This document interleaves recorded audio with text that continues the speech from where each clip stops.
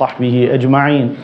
اللهم علمنا ما ينفعنا وانفعنا بما علمتنا وزدنا علما وعملا وفقها في الدين يا رب العرش العظيم.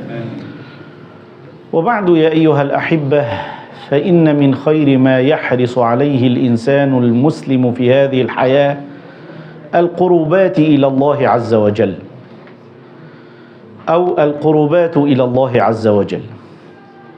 القربات نوعها الله عز وجل حتى لا يحصل الملال للإنسان، حتى لا يمل في حياته. لذلك شرع لنا أعمالا كثيرة من العبادات: الصلاة والصوم والزكاة والحج، بل وكل مسألة تقصد بها رضوان الله تعالى من الأمور المعتادة بين الناس تؤجر عليها. من هذه الأعمال الصالحة التي ينبغي للعبد المؤمن أن يحرص عليها المكث في المسجد والتعلق به، وهي قضية محزنة على كثير من الناس. تراه إذا أتى المسجد لا يستطيع أن يمكث فيه إلا يسيرا. هذا إذا أتى المسجد، يأتيه كأنه قادم إلى مكان يعتقل فيه أو تحبس فيه حريته، كأنه قادم إلى سجن، فيأتي إليه على حذر وتخوف ويدخله على وجل. سبحان الله. بخاصة يظهر هذا يوم الجمعة. ترى بعض الناس هدانا وهداهم الله يأتي في آخر الناس، متأخرا عن الخطبة، متأخرا كذا، ثم إذا انتهت الصلاة يخرج أول الناس، يعني لا يمكث إلا دقائق معدودة، ولا يأتيه إلا من الجمعة للجمعة، وبعضهم لا يأتيه أصلا، لا في جمعة ولا في غيرها. سبحان الله، سبحان الله. في الحديث الشهير الصحيح العظيم: 7 يظلهم الله في ظله يوم لا ظل إلا ظله، وذكر منهم: ورجل قلبه معلق بالمسجد. ورجل قلبه معلق بالمسجد، في لفظ بالمساجد أي على العموم، والمسجد مقصود به العموم أيضا. وفي لفظ آخر: إذا خرج منه حتى يعود إليه. ما أعظم منة الله تعالى على عبده أن يجعله يوم القيامة في ظل عرشه يوم لا ظل إلا ظله، من إذا كان قلبك متعلقا بالمسجد. سبحان الله العظيم. قلب متعلق بالمسجد.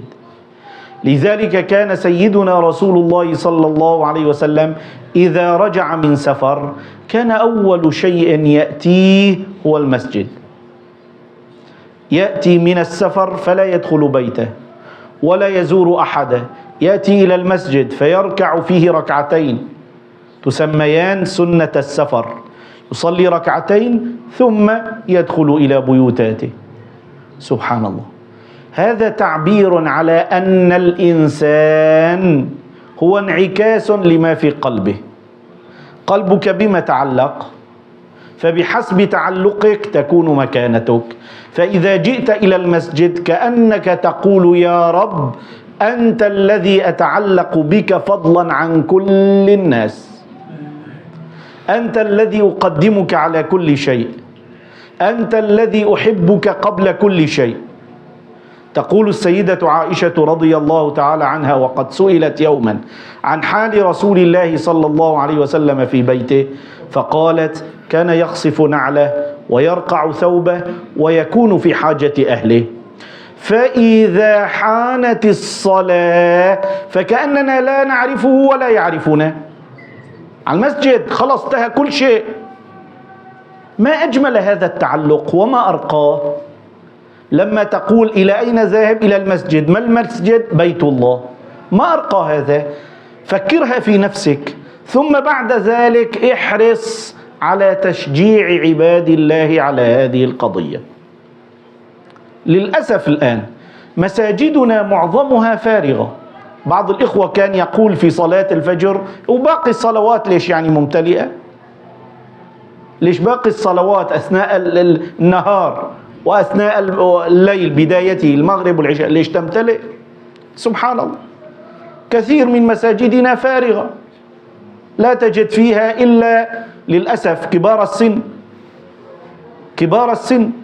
أين شبابنا من التعلق بالمسجد؟ الحديث نفسه المذكور آنفا 7 يظلهم الله شاب نشأ في عبادة الله ورجل قلبه متعلق بالمسجد. سبحان الله. فأين هؤلاء الشباب الذين تعلقت قلوبهم بالمساجد؟ هل ما عاد منهم أحد؟ لا ولله الحمد، هناك عدد مقبول ولكنه عموم بالنسبة لعموم الشباب قليل.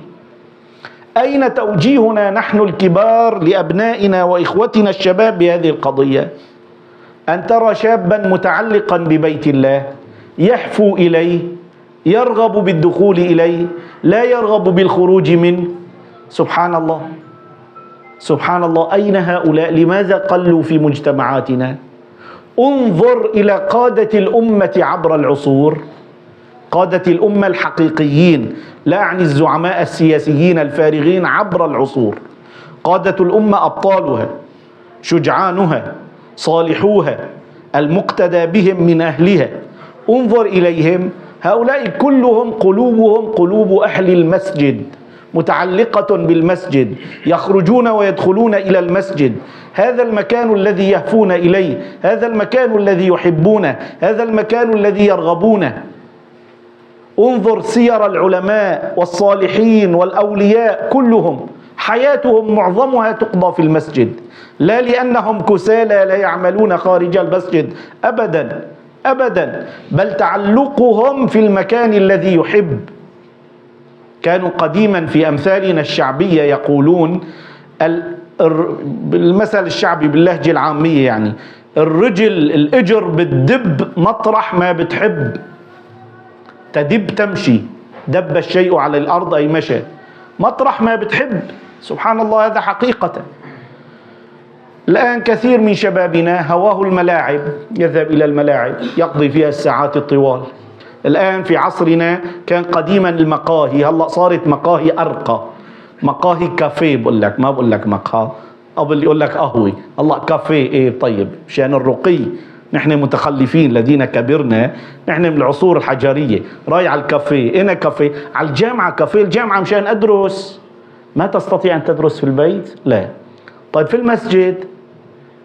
لعل كثيرا منكم عرف أناسا من المتفوقين في كل المجالات كان جزء كبير من دراستهم في المسجد، في المسجد، لأنه يحب بيت الله. لكم أتمنى وأحرص أن يكون في جيل هذا العصر من أمثال هؤلاء يجعل وقته وحياته. أذكر من قديم، من أكثر من 20 سنة، كان يأتيني في غير هذا المسجد، في مساجد قديمة كنت فيها، يأتيني شباب يقول تأذن لي أن أجلس بين الظهر والعصر في المسجد؟ خير أيها الشاب. أسأله أعرف ماذا يريد. قال أقرأ شيئا من القرآن ثم أدرس في المسجد، تسمح لي؟ أقول تفضل. سبحان الله. أقول في قلبي ما هذا، ما أعظم هذا، ما أكرم هذا. يريد أن يدرس في المسجد، أدرس في المسجد. في أكرم من هذا وأطهر؟ بدل أن تستبدل به المقهى وما أدري ذلك، في المسجد ما أجمله، ما أكرمه. يا أيها الأحبة، إن لم نحبب المساجد إلى بعضنا وإن لم نشجع بعضنا على المسجد، من الذي سيقوم بهذا العمل؟ أنا أقصدكم، أقصد رواد المساجد. كلنا ممن يأتي أكرمنا الله تعالى بحضور الجماعات، باستماع حلقات العلم. نحن أصحاب دعوة، ينبغي أن يكون عندنا هذا الهم أن نشد الناس إلى بيوت الله، فإذا تعلقوا بها كان ذلك في صحائفنا إلى يوم القيامة. سجلت لنا الحسنات طول ما دخل هذا الرجل المسجد إلى يوم القيامة، إلى أن يموت إذا جاء أولاده من بعده، حسنات صدقات جارية تكتب في صحائفكم.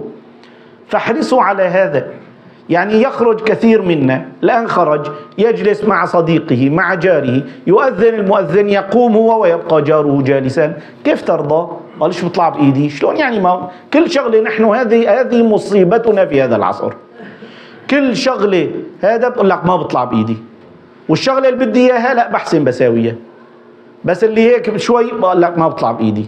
طيب هذا عذر قبيح، هذا عذر قبيح. أين قوله تعالى ومن أحسن قولا ممن دعا إلى الله وعمل صالحا وقال إنني من المسلمين؟ إذا نحن لم نشجع بعضنا على ريادة بيت الله أي الحضور إليه، فمن الذي يقوم بهذا؟ الأصل الغافل الذي خارج المسجد هذا في الأصل بعيد، فنحن هذه مهمتنا، هذا واجبنا، هذا شأننا. كل واحد منا لو أتى بصديق بجار بصاحب بابن، من يستطيع؟ ما هو في اليوم، في الأيام، في الأسبوع، في الشهر، المهم أقول في نفسي هكذا، أقول في نفسي لله الحمد استطعت أن أجلب شخصا إلى بيت الله. والله فرحة هذه وسعادة وأجر عظيم كما قلت لك. سبحان الله العظيم. كان الصحابة رضي الله تعالى عنهم في المساجد قبل الصلوات، لذلك كان سيدنا رسول الله يحض على الصف الأول. كيف يستطاع الصف الأول إذا لم تكن مبكرا للمسجد؟ كيف يستطاع؟ واحد متأخر أين يستطيع؟ كان يشجعهم على الصف الأول، فكانوا من قبل أن تقام الصلاة في المسجد زرافات ووحدانا. سبحان الله العظيم. هذا المكان الطاهر بيت الله هو المحبوب إلى قلوب الصالحين، فإن كنت من الصالحين فأحب المكث فيه وأطل المكث فيه وشجع عباد الله على الإتيان إليه، يكن لك الأجر العظيم. جعلنا الله من هؤلاء، والحمد لله رب العالمين.